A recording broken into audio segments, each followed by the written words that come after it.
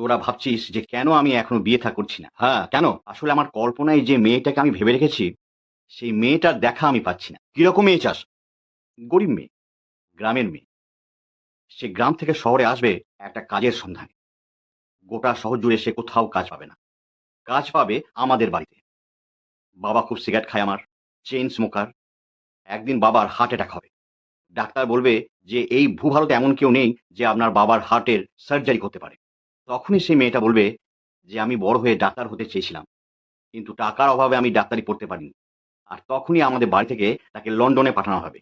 ১ মাসের মধ্যে সে ডাক্তারি পাস করে লন্ডন থেকে ফিরে এসেই আমার বাবার সার্জারি করে আমার বাবাকে সুস্থ করে দেবে। তার ২ দিন পরই আমার মেজ বোনের পা ভেঙে যাবে। ২ দিন পরই নাচের প্রোগ্রাম। কে নাচবে, কে নাচবে? তখন সেই মেয়েটা বলবে যে, "কেন? আমিই নাচবো। গ্রামে তো আমি নাচতাম, ঝুমুর নাচ।" অসাধারণ পারফরম্যান্স করবে সে স্টেজে। ফার্স্ট হবে। তার ২ দিন পরই আমার মা কুয়োতে জল তুলতে গিয়ে কুয়োর মধ্যে পড়ে যাবে। আমরা ফায়ার ব্রিগেডে কল করব। ফায়ার ব্রিগেডের লোকজন এসে হাজির।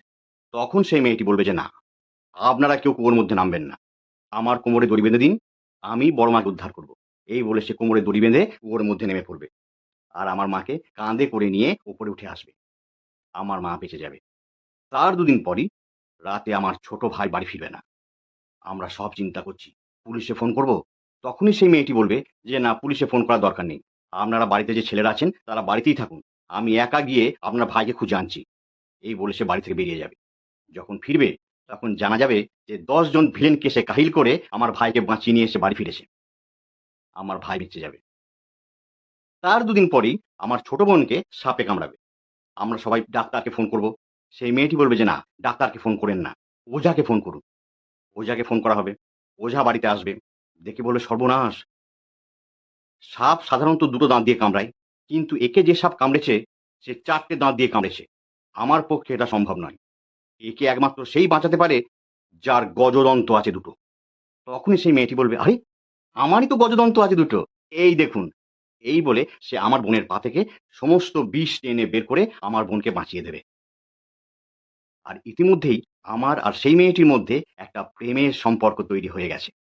কিন্তু বাড়ির লোক সেটা জানে না। তাই সেই মেয়েটির সঙ্গে আমার দাদার বিয়ে ঠিক করবে। তার ২ দিন পরই সেই মেয়েটি খুঁজে বের করবে আমার দাদার বাইরে একটা বউ আছে।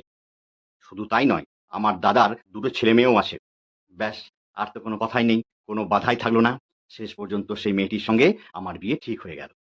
কারণ আমিই গল্পের নায়ক। এইরকম মেয়ে কোথায় পাবি রে? এ তো একমাত্র বাংলা সিরিয়ালে সম্ভব। আরে তুই বাংলা সিরিয়াল দেখিস নাকি?